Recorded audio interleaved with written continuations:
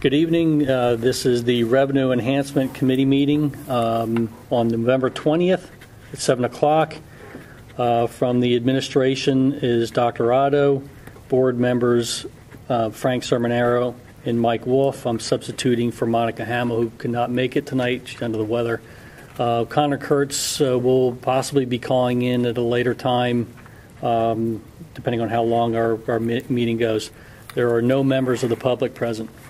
One of the things, I can just jump in, on Mrs. Hamill's agenda, she had just sent out an email about maybe a month ago or 3 weeks ago in advance of this meeting, just to get some questions answered. And if we can take this in reverse order, the Market Street Sports Group was contacted. They were unfortunately unable to send a representative here tonight for the meeting, but if you look at the handouts that came along with it, they have developed a corporate sponsorship booklet that gets sent around to businesses in case they're interested. It has a lot of interesting pictures and statistics. It's kind of a good marketing tool to build up the partnership that we have with them. They had a proposal for this bank to potentially get sponsorship for the press box. That's obviously still pending. Further action with them.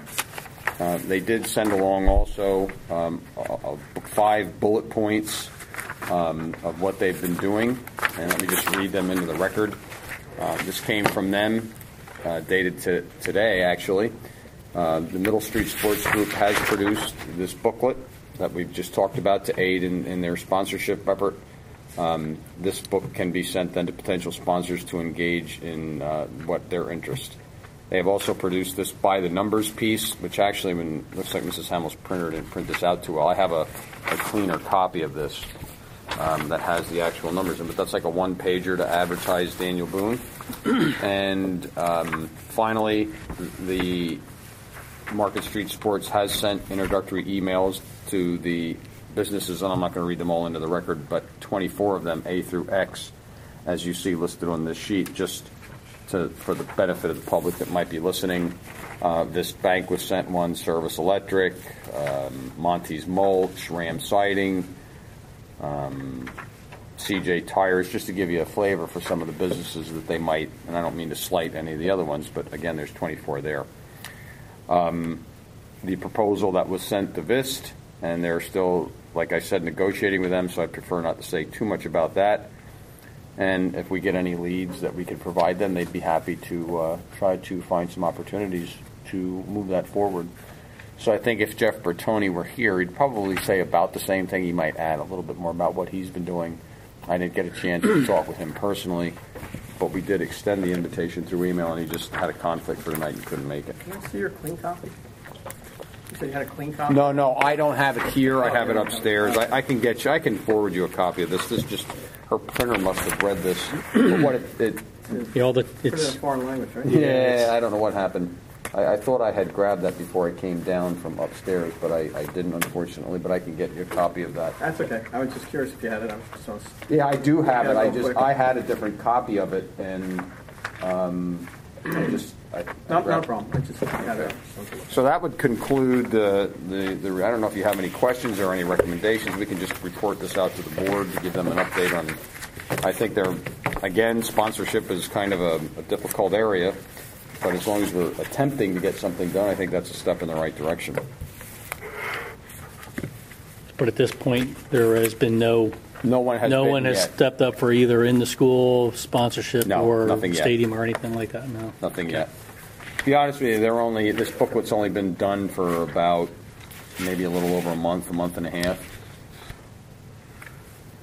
Frank, if you look in this book, I think by the numbers. That's what's in that box. Okay. It's just a snapshot of the. Yes, it's exactly. Oh, I see. Okay. It's that. That's for some reason that's close to what I think they had in there. So, sorry for that printer error. I can't really do anything about that one. So that's that on that issue. Mr. Sermonette, you have any other questions? All right, the second item on the agenda, Mrs. Hamill had, well, let's go back to the top. She just wanted a report on the fees collected. And if you see the handouts that were provided for you, it's a full breakdown of what has happened so far. In October she had asked for a comparison, so season to season, we were down almost $10,000 collected. And that would have to be predicated upon the fact that there are less kids. In 2012-13, this hasn't all been added up, but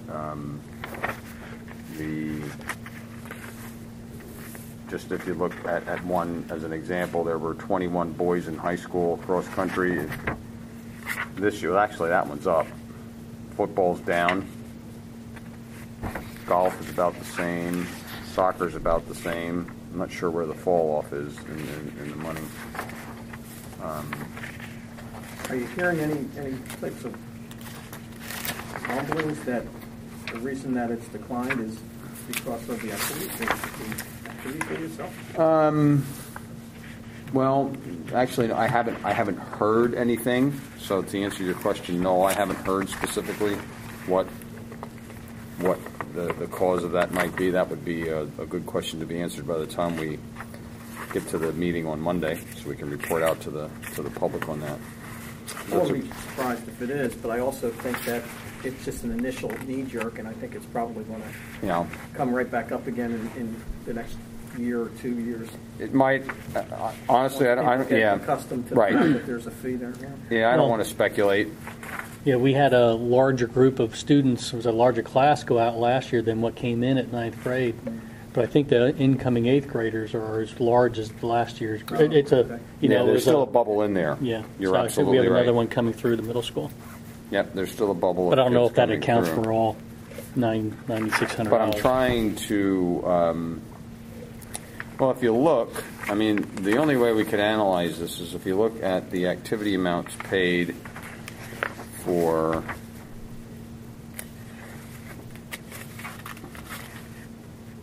No, see, it's not from last year. This is just by month. That's just by month this year. I'd have to look at sport where you would find the difference is sport by sport. 89,190 versus 79,5. So the students this year versus the students last year. If we have a chart, that might be the best way to do this to find out where the real drop-off was.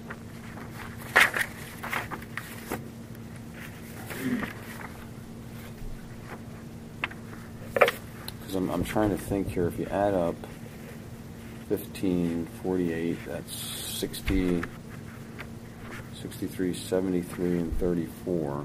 We'd have to do. I can't do that analysis right now.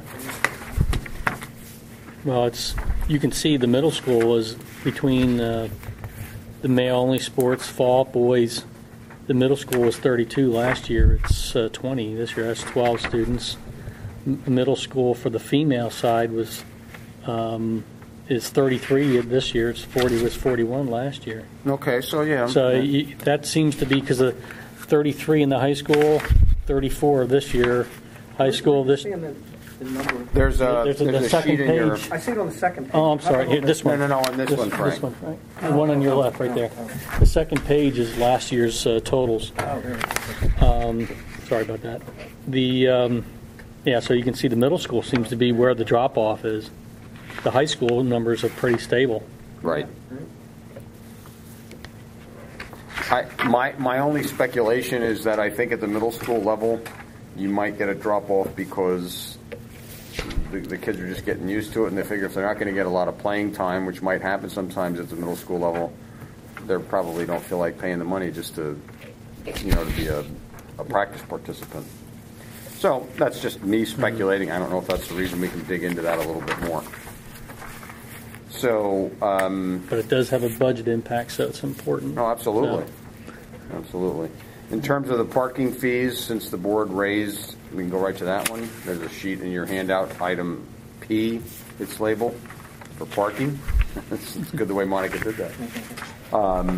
That's up, obviously, big time because of the increase in the price of the parking pass. So that's almost $3,000 more than it was last year. So that was Well, we went most of the, I think the first month and a half before we increased the fee. Mm-hmm. So a lot of the people have signed up already. They're still at the same $20 that they did last year. Only Right. 6 people signed up. so that After that would date. probably go up next year again. Definitely. So we can enter that into the record. That's an increase of almost $3,000 over last year, 2820 to be exact. There's more people getting parking passes. The 6 people aren't going to make up that big difference from last year. Right, because the whole 12-13 was only 12-12.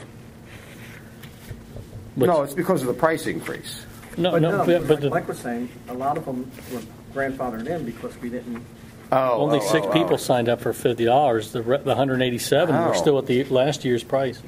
Oh, that's interesting. Well, and I remember the parking lot was pretty full last year, so that tells me there's a lot of people in the parking lot that didn't pay at all. Interesting. Huh. I see what you're saying. Yep, you're right. Well, either way, it's good news. Oh, no. You know why that is? Why? We used to have all these waivers. We removed all the waivers. That's what it was. What was the waiver? Well, for good test scores, for good behavior. There were a number of ways we were using it as motive. And now I remember we were using it as motivation for having done well on the PSSA tests. I see. Okay. All those waivers, the waivers were lifted. Okay. That's why that happened. I just remembered that now. So that explains that. That's good news. Because Mr. Hankel said, he says, all I got to do is remove the waivers and we'll make more money. And that's what they did. They removed the waivers. Well, if you're going to give them incentive, of party spots in the parking lot that they have to pay for. That's what they wanted to do that for football games to pay for the parking. Okay, the facilities fee, the total. I don't know where the handout is. I guess she gave a sheet for that.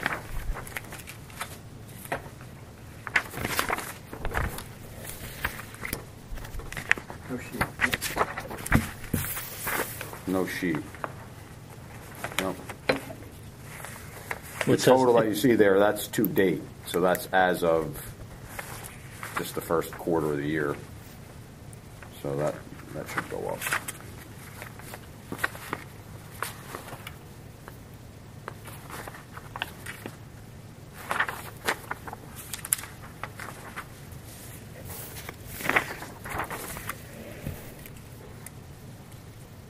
Is that pretty steady throughout the school year, or is there like a big burst at a certain time?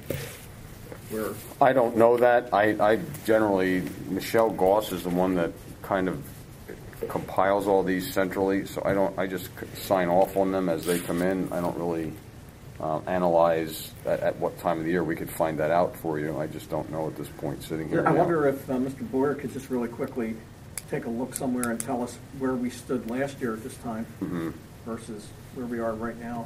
Yeah, we could find that out. 4100.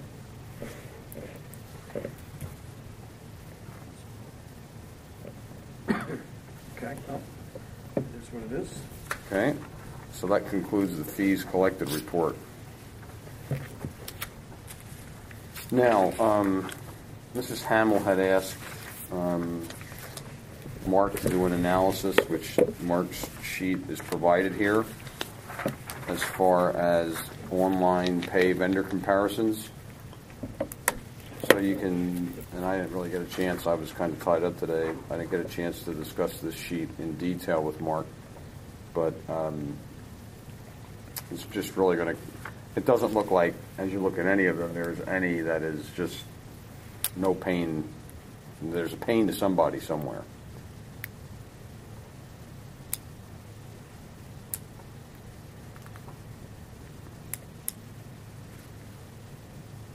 And a question of whether or not you want the parent or the district to, where you want to pass on the fee too. If you know, Dr. Otto, if somebody pays by check, what is the step from the time it's received at the business office to it's actually in an account? How many people actually handle that?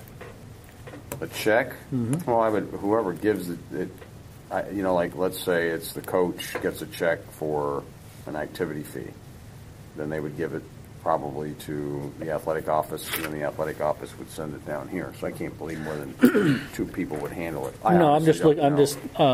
I'm thinking more of the time that somebody in the business office is spending, receiving the check, documenting where it should go, actually stamping it with a district stamp, mm-hmm. depositing it. Yeah, that's all one the person, but it is a process. It has to go through all that in order to get it through and back, obviously, to cash it and put it in our account. Because it is a cost, because we're handling that, right. And it's such a large margin of people that are paying by cash, check, whatever, versus the online payment. It was very disparaging as far as the numbers involved in each one. I can't believe that somebody wouldn't want the convenience, but for $8 more, you want to write out another check, for 158 versus 150. If you don't like the activity fee from the start, you're just not going to do it. I don't know how to make it more attractive to those to try to get them to sign up electronically. Yeah, I wouldn't. Well, some people. I mean, the conventional wisdom is that some people don't mind paying for the convenience. I personally, I wouldn't pay that extra $8 mm-hmm. to be able to pay online. I'd send a check in. That's what I did. So I don't. I mean, it's been a desire of this committee to want to look at. We started with pay schools, and we went. We have the ability to pay online for the lunches now, but I don't think that are the family surcharged for the lunch payment? Yeah, it's $1 a night. I usually throw in like $40-50 or something. I think it's $1.95 that throws in. But I don't know if that is an increasing percentage if it's $100, maybe it's right. An extra 3% or something. I don't know.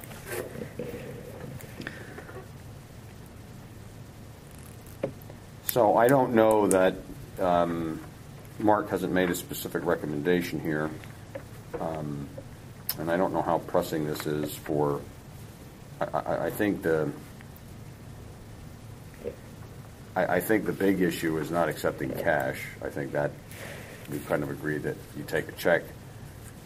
I mean, even in the quote, I guess do people get money orders anymore? Yeah, I'm sure they do. But they're not free either. No, you have to pay. If you go to Walmart and get a money order, you pay 50 cents for a money order or whatever it is.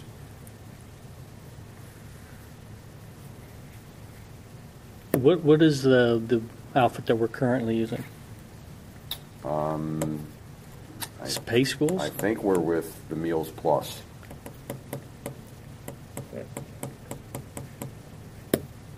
I mean, that's the most expensive one. I was just more interested in what Mark had below as far as being compatible with the district's point of sale, which, most of them are except for the RAV track, which is the last one. Mark, I didn't bring the paper down, but let me read what Mark sent me from an email earlier today.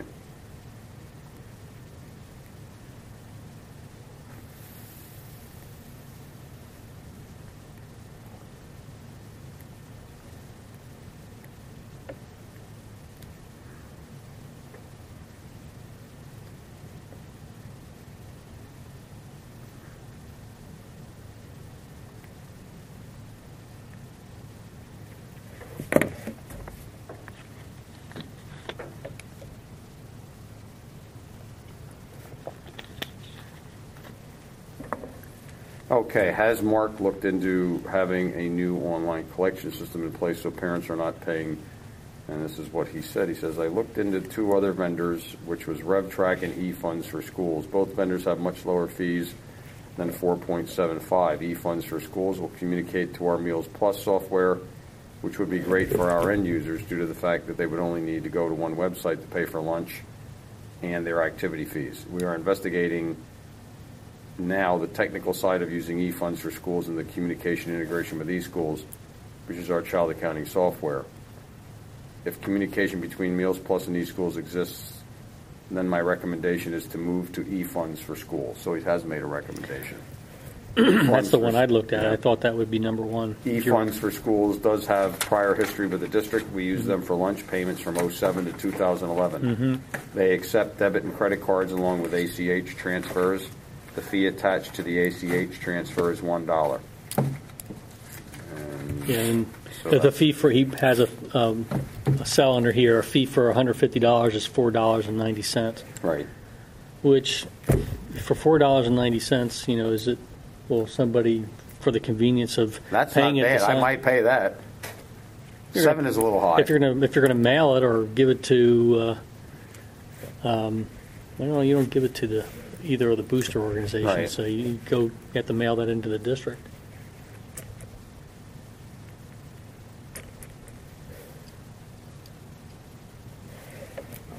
We'll see what he comes back with after his continued research. Right.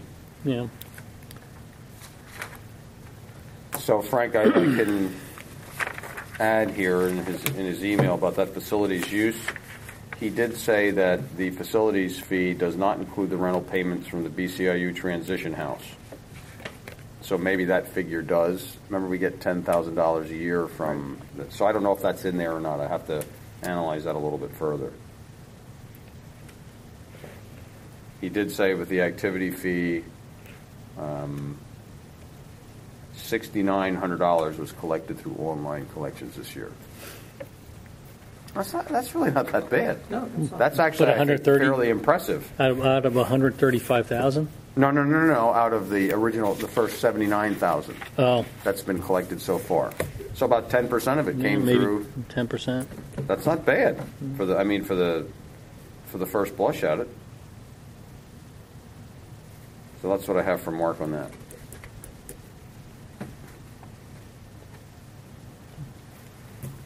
I guess you have to look at how you can incentivize somebody to do the electronic version, because, you know, we are expending resource time on the back end and processing something, a paper check and what have you. Right. There is cost associated with that. Absolutely. So looking at this, maybe we want to talk to Monica when she's feeling a little better, see what recommendation you want to take to the board as to if we want to authorize Mark to go with, that's his recommendation, to go with e-funds and get rid of the first one. If it looks like it works technically, I would recommend. Yeah, I don't see why not. Recommend that we move that forward. Yeah. The only other thing I could think of is if you were trying to incentivize someone to do that, it would be up to the new board's discretion to make the activity fee. If you're sending in a paper check, or it would be $155, and if you pay electronic, it's $150.